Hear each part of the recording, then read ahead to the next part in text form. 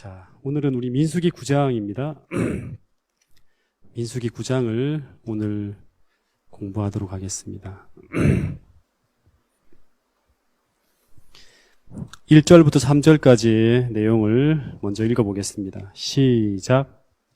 애굽 땅에서 나온 다음에 첫째 달에 여호와께서 시내 광야에서 모세에게 말씀하여 이르시되 이스라엘 자손에게 유월절을 그 정한 기일에 지키게 하라. 그 정한 기일 곧 14째 날 해질 때 너희는 그것을 지키되 그 모든 율례와 모든 규례대로 지킬지니라. 예.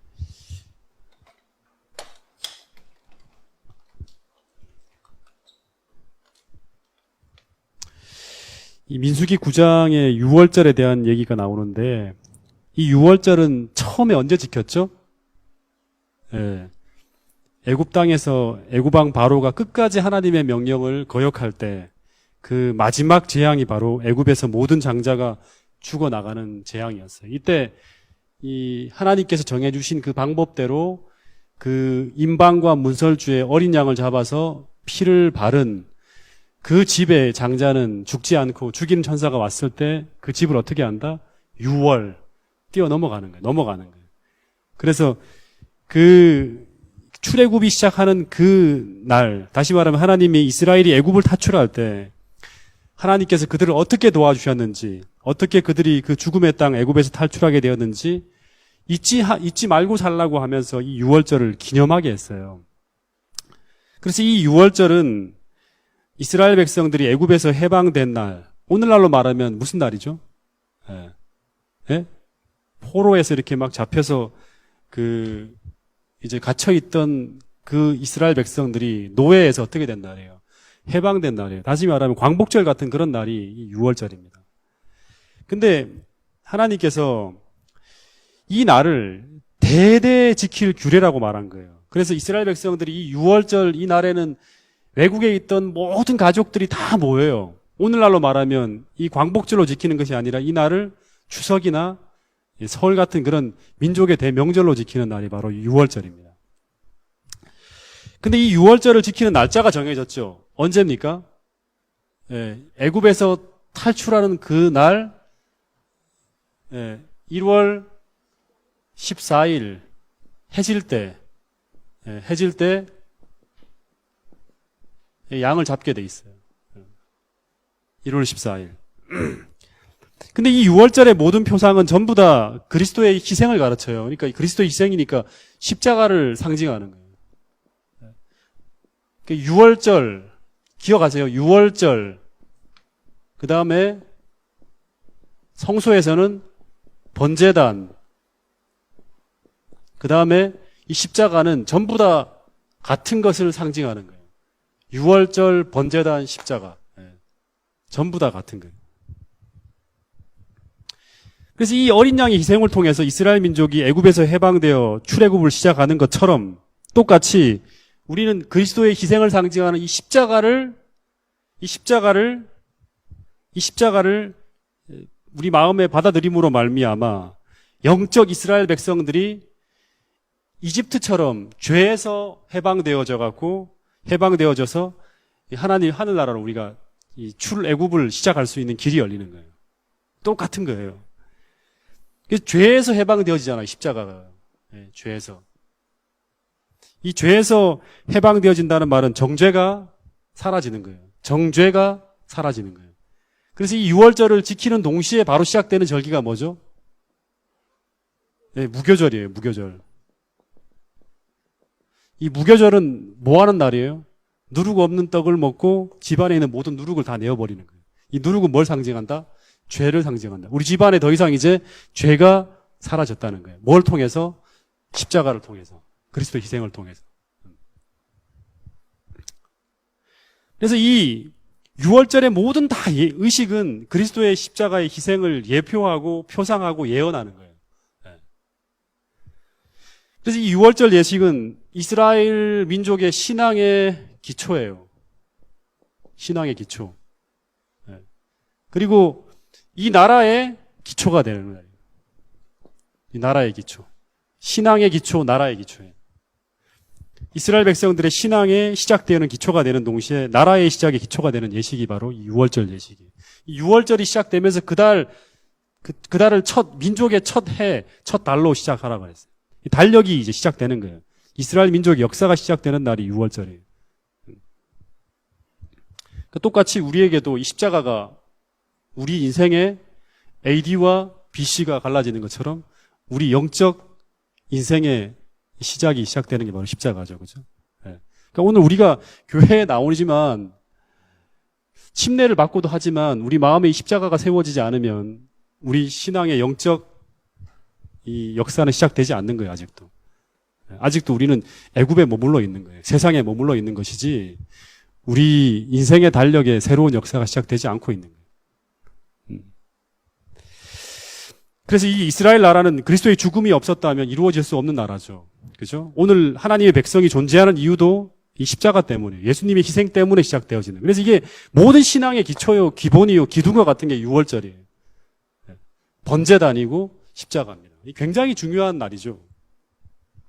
그래서 하나님은 이 모든 신앙의 기초요, 기둥인 이 그리스도의 속죄와 희생을 상징하는 이 예식을 민수기 9장에서 이제 가나안을 향해 출발하기 직전 두 번째 유월절을 지키라 하는 거예요. 이건 이제 두 번째예요. 첫째 태에 지켰고 두 번째에 지키는 거예요. 그리고 이 유월절을 한 번 지키는 것으로 그치는 것이 아니라 매해마다 정기에 정기적으로 지키라 그러는 거예요. 다시 말하면 절기로 만들어라는 거죠. 이 절기로 만들어라는 것은 그 이유가 있죠. 왜 절기로 만들어야 되죠? 6월절이 너무나 중요하기 때문에 계속 잊지 말고 기억해야 하기 때문에 그런 거예요. 기억. 이 기억에서 사라지면 기초가 흔들리는 거예요. 십자가가 우리 기억 속에서 사라지게 되면, 희미해지게 되면 우리 신앙의 기초가 흔들리는 거예요. 다. 절대 잊어서는 안 되는 거예요. 나라의 기초가 흔들리죠. 이 십자가의 사랑이 사라지고 6월절이 의식이 지켜지지 않아요. 나중에는. 그러면서 나라의 기초가 흔들립니다. 이스라엘 나라에. 여러분, 십자가는 우리 신앙의 모든 동력의 기초예요. 그리스도를 사랑하는 마음이 식어져 있는 교회, 그리스도의 사랑의 어떤 그런 기초되지 않은 신앙의 모든 헌신, 다 부작용이 만들어집니다. 그러니까 우리가 신앙생활을 기쁘게 하고, 그 다음에 우리가 그 하나님과의 어떤 그런 은혜를 더 깊게 하고, 또 우리의 어떤 신앙의 동력이 더 강하게 우리가 그 요동칠라 그러면 이 십자가의 사랑이 우리 마음속에 뜨겁게 자리 잡아야 되고, 이 번제단에서의 그리스도를 사랑하는 그 사랑의 마음이 뜨겁게 불타올라야지만 우리 신앙이 비로소 건전하고 건강하게 신앙생활을 할 수 있는 거예요. 여러분, 우리 마음속에 하나님께서 절대 기억에서 지워져서는 안 되는 이 유월절, 다시 말하면 우리가 어떻게 구원받았고 우리가 어떻게 죄에서 해방되어졌는지, 그 일을 위해서 하나님께서 얼마나 큰 희생을 치렀는지, 거기에 대한 그 의미가 우리 마음속에 희미하게 존재하는 것이 아니라 뜨겁게 힘있게 우리 마음속에 불타오르게 될 수 있기를 간절히 바라겠습니다. 자, 9장 4절부터 5절까지의 말씀을 또 읽어보겠습니다. 시작. 모세가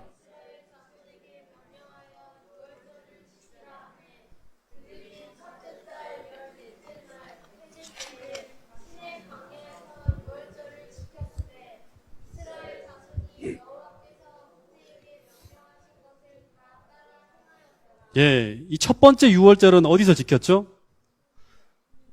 첫 번째 유월절. 첫 번째 유월절 어디 지켰죠? 애굽에서 이집트에 지켰어요. 그때는 이 유월절을 지키는 게 그렇게 어렵지 않았을 거예요. 근데 이 두 번째 유월절은 어디 지킨다? 광야에서 지킨다. 광야에서. 여러분, 이 광야에서 유월절을 규례대로 지키려 그러면 몇 마리의 양이 필요할까요? 몇 마리의 양이 필요할까요? 이스라엘 백성들이 어느 정도 이 광야로 지금 이동하고 있죠? 200만 명이 이동합니다. 200만 명. 그래서 옛날에는 대가족이었으니까 한 10명에서 15명당 양 한 마리를 잡아 죽인다 하더라도 대략 얼마 정도의 양이 필요하냐 그러면, 죽어야 되냐 그러면 10만 마리가 죽어야 돼요. 여러분, 말이 10만 마리지 상상할 수 없을 만큼 많은 양이 죽는 거예요. 실제 요세푸스라는 이제 그 역사가의 기록에 의하면 네로 황제 당시 6월절에 얼마만큼의 많은 양이 죽은지 아십니까? 25만 6,500마리 양이 도살되어졌다는 기사가 있어요. 25만 마리가 6월절에 이제 죽어나가는 거예요. 그러니까 피가 완전히 뭐 강수처럼 흘러가겠죠. 근데 광야에서 이런 많은 가축들을 하나님께 바치면서 도살한다는 것은 결코 쉬운 일이 아니에요. 첫 번째 6월절에는 애굽에서 했기 때문에 집에서 양을 잡을 수 있지만 이제 성소가 지어졌잖아요. 성소가 지어지면 양들을 다 어디로 가져가요? 집에서 자기 마음대로 잡으면 안 되고 성소로 가지고 와야 돼요. 근데 제사장이 몇 명이죠? 이때 선임되어진 제사장이 이때는 아론, 엘르아살, 이다말 세 사람뿐이에요. 세 사람. 이 세 사람이 레위인의 도움을 받아갖고 10만 마리가 넘는 양을 잡아야 돼요. 두 번째 6월절에. 그러면 시간이 얼마나 많이 걸릴까요? 네. 여러분, 양만 잡는 것이 아니라 재물도 만들어야 되고 음식물도 이 광야라는 불편한 상황 속에서 다 마련해야 돼요. 굉장히 힘든 상황이에요. 근데 그럼에도 불구하고 이 5절에 보면 이스라엘 백성들이 다 모세에게 명하신 대로 다 쫓아 그 신의 광야에서 그 시간에 다 행하였다는 거예요. 네. 그러니까 참 이 말씀 보면 제가 참 많은 생각을 했거든요. 여러분, 이스라엘 백성들이 믿음이 없는 사람입니까? 믿음이 있는 사람입니까? 네. 믿음이 있는 사람이죠. 이거 보면. 네.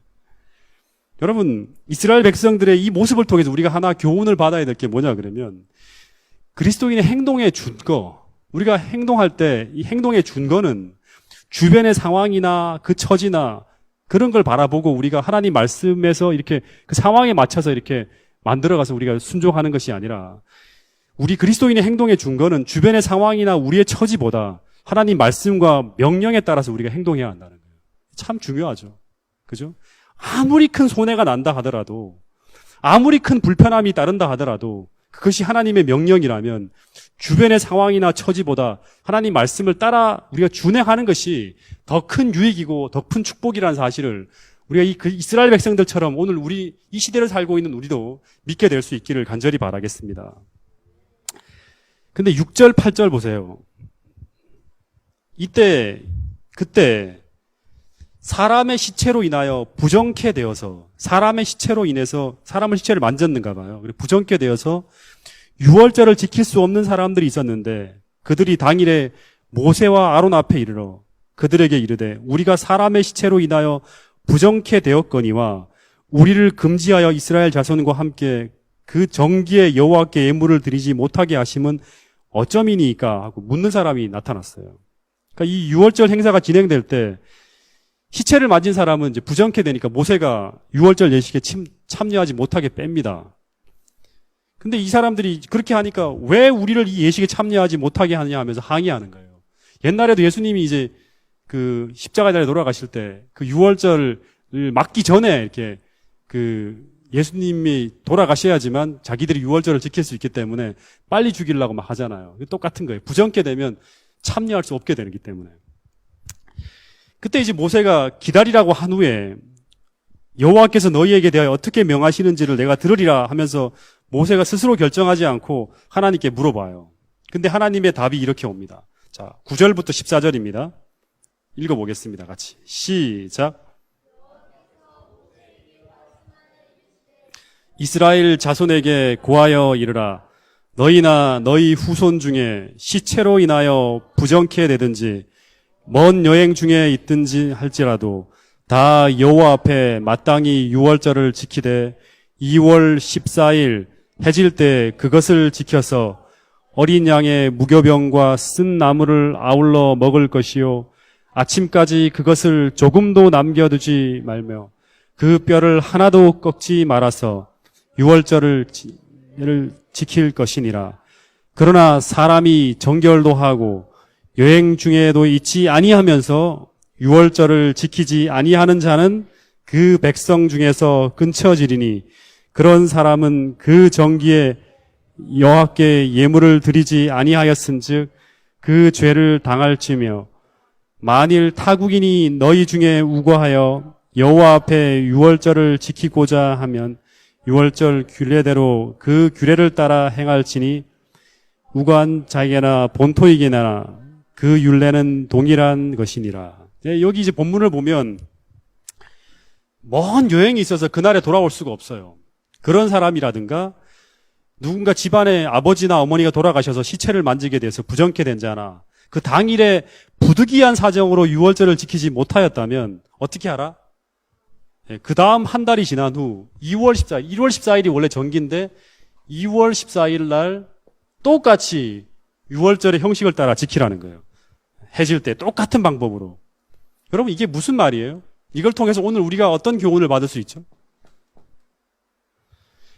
유월절 예식엔 예외가 있을 수 없는 예식이라는 거예요. 예외가 없다는 거예요. 유월절 예식. 다시 말하면 하나님은 그 어떤 형편에 있을지라도 그 어떤 상황에 있을지라도 그 사람이 누구든지 하나님 백성이라면 이 예식에는 빠져서는 안 된다는 거예요. 모든 사람이 1년에 한 번씩 반드시 이걸 지켜야 된다는 거예요. 그래서 만일 심지어 고의로 지키지 않는 자가 있다면 하나님께서는 그 사람을 어떻게 한다? 이스라엘 백성 중에서 끊어지게 한다는 거예요. 끊어지게 한다는 게 아니라 스스로 끊어지는 거예요. 이걸 안 지킨다 그러면. 고의로 그렇게 지키지 않는다 그러면. 다시 말하면 그만큼 이 중요한 예식이 바로 이 유월절이라는 거예요. 이 유월절이 왜 중요한지는 계속 얘기했어요. 신앙의 기초요, 기본이에요. 여기 이제 같이, 이 예식에 같이 동참할 수 없는 사람이라 그러면 하나님 백성이 될 수가 없는 거예요. 그 마음에 그리스도의 십자가의 사랑이 불타오르지 않는 자라 그러면 함께 동참할 수가 없는, 어떻게 떨어지는 거예요, 그 사람. 대열에 같이 동참할 수가 없는. 여러분, 근데 고의로 지키지 않는 자는 백성 중에 끊어지게 된다고 했는데 이 고의로 지키지 않는 자는 어떤 자일까요? 어떤 자가 고의로 지키지 않게 될까요? 예? 간단하게 얘기하면 어떤 사람이 유월절을 고의로 지키지 않을까요? 그 사람이 부정하지도 않고 멀리 여행도 하지도 않고 시체도 만지지 않았는데 고의로 안 지켜 이 사람은. 어떤 사람일까? 예? 쉽게 말하면 이 사람은 신앙심이 없다는 거죠. 신앙심이 없다는 거. 다시 말하면 이 예식이 자신에게 전혀 의미가 없는 자라는 거예요. 그런 사람들에게는 이 예식은 귀찮고 불편하고 광야에서 먹고 살기도 바빠 죽겠는데 무슨 이런 절기를 지키느냐. 그리고 이렇게 많은 양이 왜 죽어야 하냐. 그리고 맛없는 떡이나 먹고 무교병 먹잖아요. 그죠? 맛없는 떡 먹고 그다음 쓴나물 먹어요. 고통스럽게. 이걸 먹어야 돼. 이런 모든 예식이 그 의미가 없는 자에게는 정말 이 유월절은 지키기 불편하고 힘든 의식이 되는 거예요. 매해마다 10만 마리가 죽어나가는 거예요. 그리고 뒤에 줄 서야 돼, 계속. 한 마리, 한 마리. 그날 당일에 잡아야 되니까 예위인들하고 같이 막 수많은 레인들과 같이 잡는 데 동참하는 거지. 광야에서. 여러분, 이것은 오늘날 무엇을 의미할까요? 유월절 예식이 의미 없다는 것은, 신앙심이 없다는 것은, 그것은 다시 말하면 신앙심이 없다는 게 교회 잘 나오고 못 나오고가 아니에요. 더 근본적으로 뭐냐 그러면, 신앙심이 없다는 것은 뭐냐 그러면, 그 마음에 하나님의 십자가의 희생을 통해서 우리의 죄를 용서하시는 그 사랑을 믿음으로 받아들이지 못했다는 거예요. 다시 말하면 이 십자가의 사랑이 그 마음에 심어지지 않았다는 거예요. 다시 말하면 이거는 그 마음의 번제단에, 성소의 번제단에 불이 꺼져 있다는 거예요. 그러니까 의미가 안 보이는 거죠. 이 예식의 의미들이 잘 안 떠오르는 거예요. 우리 마음에 같이 공감이 안 되는 거예요. 이런 사람에게는 유월절 예식이 아무런 의미가 없어요. 때때로 예배를 드릴 때 여러 교회 의식이 참으로 불편하고 부담스러워하는 사람들이 있죠. 옛날에 제가 처음 이 교회를 다니기 시작할 때요. 처음으로 성만찬 예식을 참여했어요. 근데 그게 뭐 성만찬 예식이 뭔지도 모르면서 이렇게 나온 지 얼마 안 되니까 그때가 이제 제가 고등학교 3학년 이제 시험을 치고 본격적으로 이제 교회를 다니겠다 생각을 하고 이제 다니기 시작하는데 겨울쯤 되니까 성만찬 예식이 있는 거예요. 다닌 지 한 달 정도 지났을 때. 근데 그 예식이 그렇게 지루하고 불편했어요. 예배를 다 끝나고 이제 돌아가야 되는데 그때는 예식을 우리는 지금 이제 성만찬 예식을 이제 같이 하잖아, 예배요. 근데 예배가 다 끝났어요. 기도하고 이제 찬미하고 이제 가야 되는데 갑자기 사회자, 설교자, 기도자가 내려오는 거예요. 앞으로 밑으로 내려오더니 앞에 있는 이렇게 성만찬 테이블 앞에 쫙 다 앉는 거예요. 그러면서 또다시 예배가 시작되는 거예요. 그리고 그 앞에 있는 그 목사님, 장로님이 막 설교를 한참 또 해요. 막 한 20분 정도 또 해요. 이 떡에 대한 설교를. 그리고 난 다음에 이제 뭐 하여튼 세종 예식을 하고 난 다음에 그 다음에 무슨 작은 컵에 주스를 주고 조그만 떡 하나씩을 먹으라고 주는데 그때 이제 점심때가 한참 지나잖아요. 이렇게 예배 끝나면 12시 지나고 이제 분명히 밥 먹을 시간인데 그게 또 1시간 정도 가까이 가니까 배가 막 고프잖아요. 근데 떡을 주고 포도즙을 주는데 아주 조금씩만 주는 거예요. 줄라면 좀 많이 주지. 근데 이제 옆에 있는 사람은 그걸 먹으면서 저는 이제 그걸 먹으면서 막 이렇게 맛있게 먹는데 옆에 있는 사람은 막 그걸 먹으면 막 울어요. 또 옆에서 막 엉엉 우는 거예요. 그 떡을 씹으면서 우는 모습을 보는데 너무 웃긴 거예요. 근데 웃을 수가 없잖아요. 이게 왜 먹으면서 울까? 이게 왜 예수의 살이 되는 거지? 예수가 죽은 것과 저 사람이 우는 게 뭔 상관일까? 그렇게 마음이 이게 슬픈 걸까? 막 이런 이해가 안 되는 거예요. 1시간 가량 진행되는데요. 보자기를 벗기려면 빨리 벗겨야지. 천천히 두 사람이 아주 벗기고, 벗기면 끝나야 되는데 또 밑에 또 있어, 이게. 또 손 잡아서 한 5초씩, 10초씩 걸리면 벗겨내는. 정말 답답하더라고요. 첫 번째 성반찬 예식은 저에게 그렇게 지루한 날이 될 수 없었어요. 예. 여러분, 이 성만찬 예식이 우리에게 하나의 예배가 되지 못하고 이렇게 지루하게 다가온다는 것은 그것은 그 예식이 그 참여하는 사람에게 의미가 없어서 그런 거예요. 중요한 게 의미예요. 의미가 없으면 공감할 수가 없는 거예요. 근데 그 이유가 하나예요. 그 사람이 아직도 제가 그 당시에 십자가의 사랑을 통해서 하나님과 저와 의미 있는 관계가 만들어지지 않았기 때문에 그런 거예요. 그게 하나하나 하나님이 나를 위해 베푸신 그 사랑과 희생을 상징하는 그런 것으로 다가오지가 않는 거예요. 여러분, 오늘날 우리에게도 마찬가지예요. 나에게 기도가 지루하고 말씀이 따분하고 교회의 모든 예식이 의미가 없어지기 시작한다는 것은 그것은 오늘 나의 마음에 그리스도의 십자가를 통한 하나님의 사랑이 식어가고 있다는 증거예요. 이건 정확한 겁니다. 이 번제단에 불이 피어오르지 못하면 신앙의 모든 의미가 사라지는 거예요. 이 불을 가지고 모든 기도가 향불이 켜지는 것이고 성령이 조명되어지는 것이고 떡을 굽게 되는 거예요. 여러분 오늘 내 모든 예식에 교회 다니는 모든 예식과 모든 선교 활동과 모든 신앙생활의 의미의 기초가 되고 기본이 되는 것이 뭐냐 그러면 바로 이 유월절입니다. 기억하셔야 돼요. 모든 동력을 부여하는 것이 바로 번제단에서 피어오르는 십자가의 희생을 상징하는 그 사랑이에요. 그리고 십자가입니다. 오늘 우리 신앙생활에 동력이 사라져가고 있고 많이 힘들게 느껴진다 그러면 여러분들은 즉시 예수님의 십자가 앞으로 달려가야 돼요. 그리고 그분의 십자가를 명상하면서 하나님의 사랑이 내게 얼마나 크게 나타나는지를 다시 한번 성령을 통해 조명하게 해달라고 기도해야 되는 거예요. 여러분 꼭 그런 시간들을 정기적으로 갖게 된다면 여러분의 신앙이 롤러코스터 타는 것처럼 슬럼프가 생기지 않을 거라고 제가 확신합니다. 여러분 지속적으로 하나님의 사랑이 여러분의 마음속에 뜨겁게 불타오를 수 있도록 날마다 그 십자가에 다가가는 여러분과 저가 될 수 있기를 간절히 바라겠습니다. 자, 15절부터 23절까지의 말씀은 구름 기둥과 불 기둥에 대한 얘기인데요. 이것 한번 읽어보고 빨리 풀어보도록 하겠습니다. 15절부터 23절까지입니다. 끝까지예요. 9장. 시작.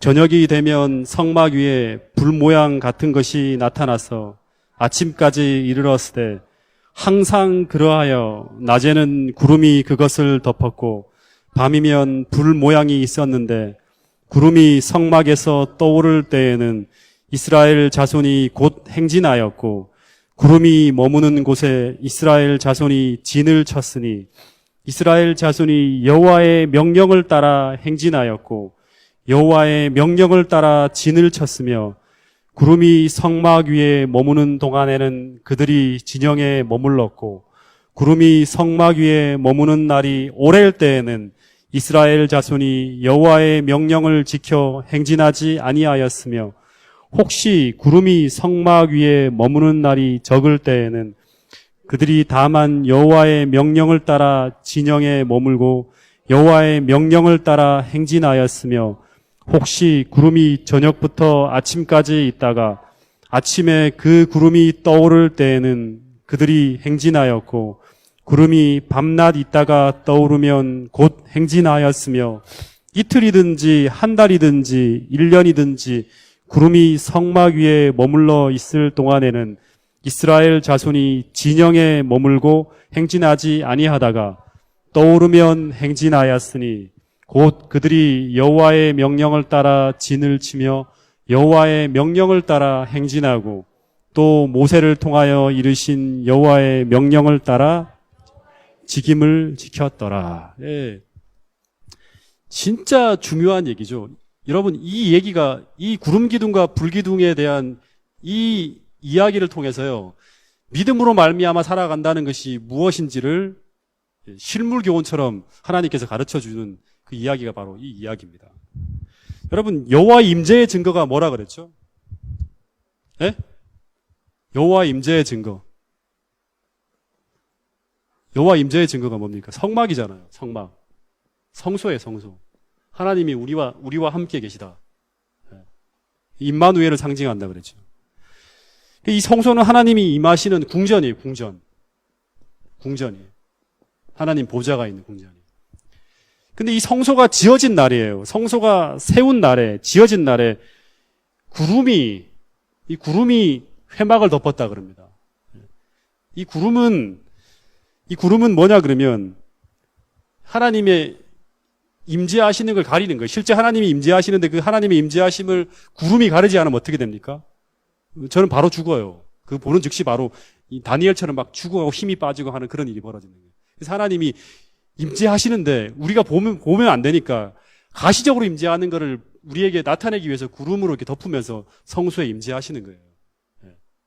그래서 이 구름이 성막이 세워진 날 회막이 구름을 덮었다는 거, 이 말은 하나님의 집에 하나님이 임재하셨다는 거예요. 다시 말하면 이게 그냥 상징으로가 아니라 실제로 내가 너희들과 함께 한다는 걸 하나님이 보여주기 위해서 가시적으로 임재하는 걸 나타낸 거예요. 이게 실제로 성막 성소가 아니라 성전으로 솔로몬 성전에까지 계속 함께 하셨어요. 세카이나 영광으로 계속. 근데 이 날이 바로 출애굽 2년 1월이라 그럽니다. 2년 1월. 자, 출애굽기 40장 17절 한번 보세요.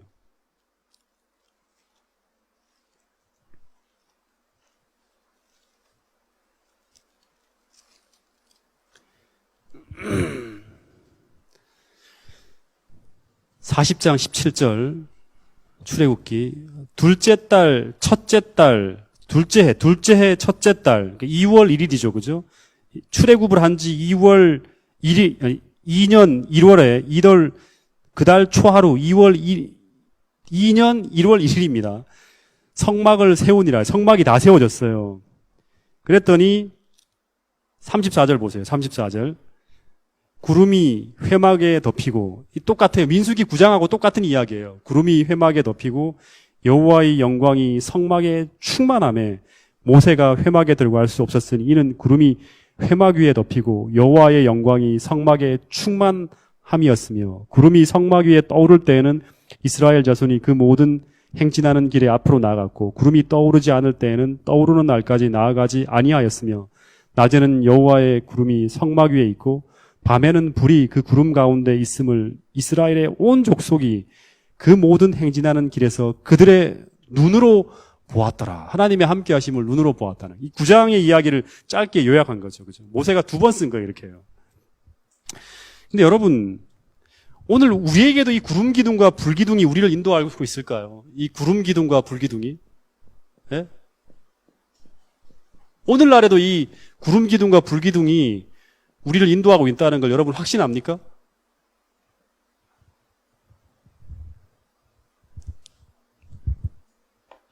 아멘이라고 제가 받았습니다.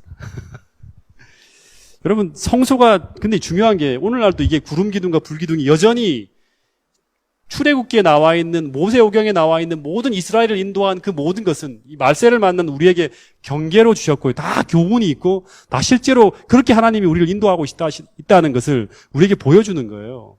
하늘 가나안 갈 때까지. 근데 이 구름 기둥과 불 기둥이 이 떠오르게 된 게 언제죠? 성소가 중요한 얘기합니다. 성소가 지어지고 난 후에요. 성소가 세워지고 난 후에 구름 기둥과 불 기둥이 임재했어요. 이 중요한 얘기예요. 여러분, 오늘 똑같이요. 성소는 어디에 있다?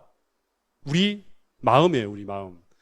오늘 우리 마음에도 이 성소가 세워지게 되면, 지어지게 되면 이 구름이 성막을 덮은 것처럼 우리 마음에도 그리스도가 찾아올까요? 네, 굉장히 중요한 거예요.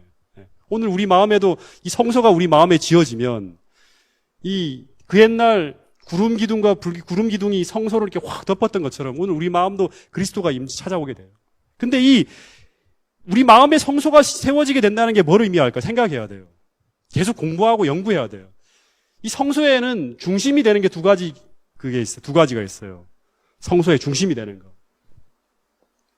성소가 이렇게 있으면 이 성소의 중심이 되는 것, 뜰의 중심, 성소의 중심이 되는 곳에 있는 게 있어요. 이 뜰의 중심에 뭐가 있다? 공부했잖아요. 뭐가 있다?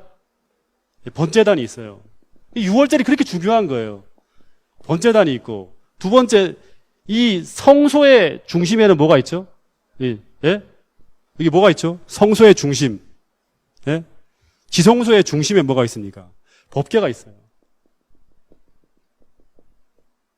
그러니까 이 번제단과 법궤는 성소의 중심이에요, 중심. 예, 성소의 중심이에요. 다시 말하면 이 번제단은 뭐를 가리킨다? 공부했잖아요. 십자가예요, 십자가. 그리고 법궤는 하나님의 언약의 율법이 담겨 있는 곳이에요. 그래서 우리 마음에도 이걸 그대로 적용하면 그리스도의 십자가의 희생을 통한 그 하나님의 놀라운 용서의 사랑이 믿음으로 우리 마음에 받아들여짐으로 이 예수님의 십자가가 내 마음에 심어지면, 세워지면, 다시 말하면 내 마음의 성소에 있는 이 번제단이 점화되어지면, 그리고 그 사랑을 통해서 하나님과 언약의 증거인 십계명의 율법의 원칙이 내 마음에 놓여지게 될 때, 그러니까 언약이 사랑을 받은 사람은 뭐 하게 된다? 순종하게 된다는 거예요. 무엇을? 하나님의 통치에, 하나님의 법에. 이게 성소가 가르쳐 주는 거예요. 그분의 사랑을 받아들였다면 번제단에 불에 피어오른다 그러면 하나님의 계명과 예수의 믿음을 지키고 살아간다는 거예요. 이 언약이 바로 법이잖아요. 하나님 율법이잖아요. 그러니까 그리스도의 십자가의 사랑에 뜨겁게 반응한 사람은 하나님과 사랑의 언약을 하게 돼요. 그것은 바로 뭐냐 그럼 이 법이 그 마음에 새겨지는 거예요. 그 법이. 중요합니다. 그러므로 말미암아 내가 하나님의 백성이 되는 거예요. 그래서 그 옛날 이렇게 내 마음에 십자가가 세워지고 십계명 율법의 원칙이 내 마음에 놓여지게 되면 그 옛날 이스라엘 백성들을 인도하셨던 그 구름 기둥과 불 기둥이 성막에 충만하게 임재하셨던 것처럼 오늘 우리 마음에도 하나님의 임재가 무엇을 통해? 성령을 통해서 충만하게 임재하게 될 거라는 거예요. 이것이 하나의 표상이에요. 이 16절에 보면 16절, 17절 다시 한번 읽어보겠습니다. 시작. 16절 시작. 항상 그러하여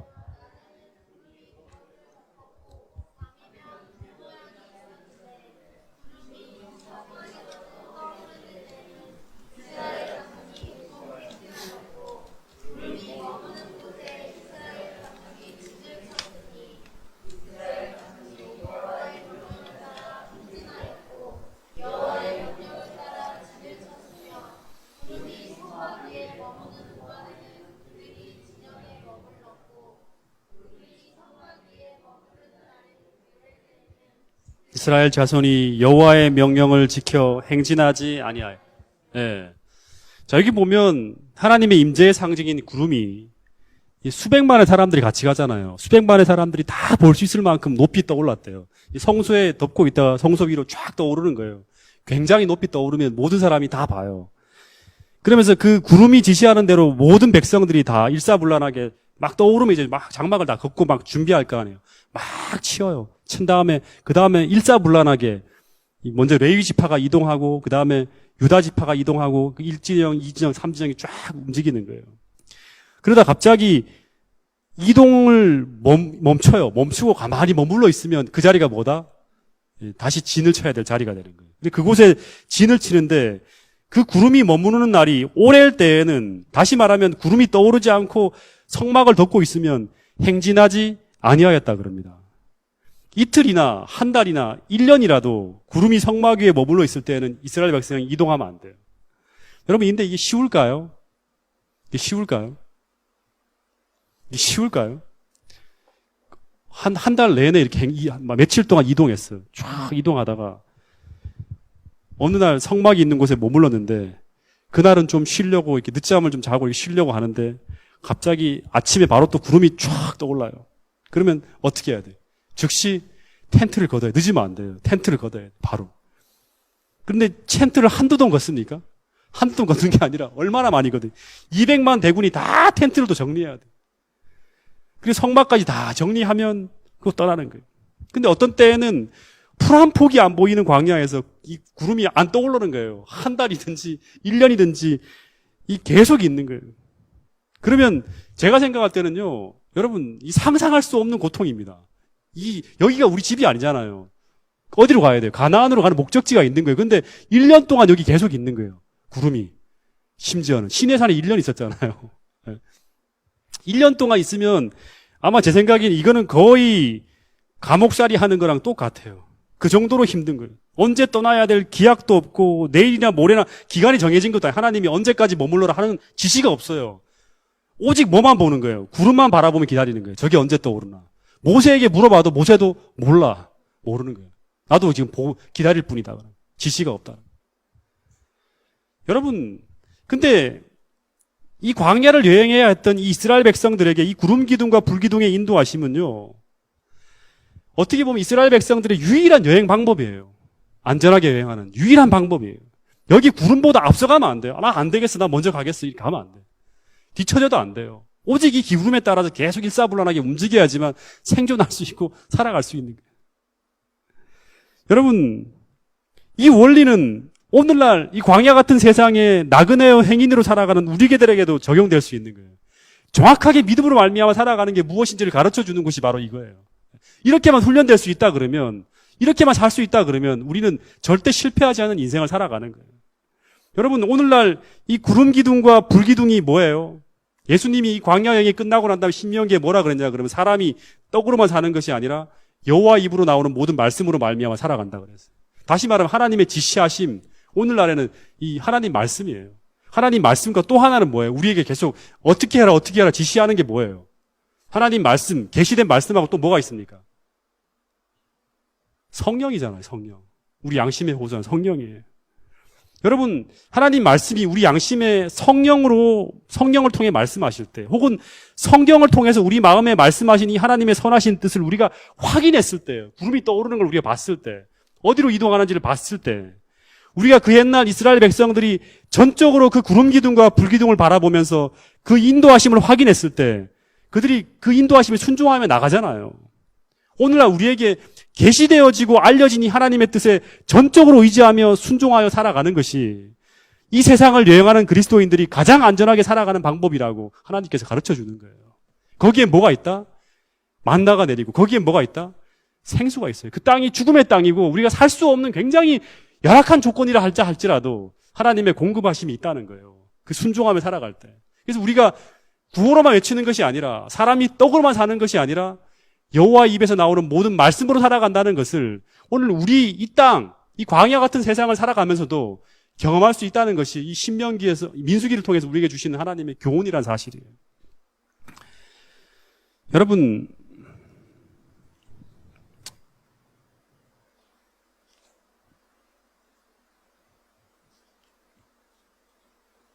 구름이 오래 머물 때 우리에게 요구되어지는 게 뭘까요?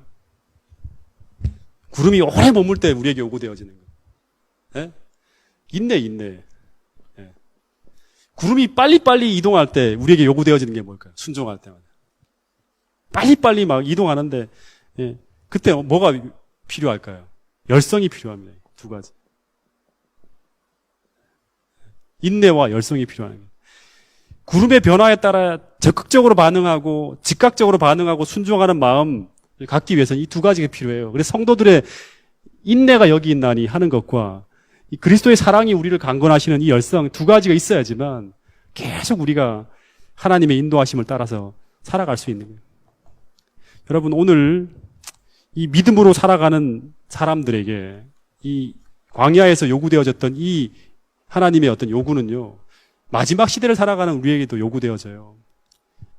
계시록 14장에 보면 마지막 때 하나님의 여자의 남은 자손은 어떻게 한다? 13만 4천은 어린 양이 어디로 인도하든지 따라간다는 거예요. 어디로 인도하든지. 그래서 오늘 이 예수의 믿음과 하나님의 계명을 짊어지고 살아가는 우리들이 마지막 순간까지 인내와 하나님에 대한 열성은 사랑이거든요. 이 뜨거운 사랑을 가지고 어린 양이 어디로 인도하니 따라감으로 말미암아 우리가 길이요 진리요 생명이신 그분에게서 한 발치도 우리 떨어지지 않고 끝까지 순종해서 마침내 하늘 가나안까지 이룰 수 있는 여러분과 저가 될 수 있기를 간절히 바라면서 오늘 말씀을 줄이도록 하겠습니다.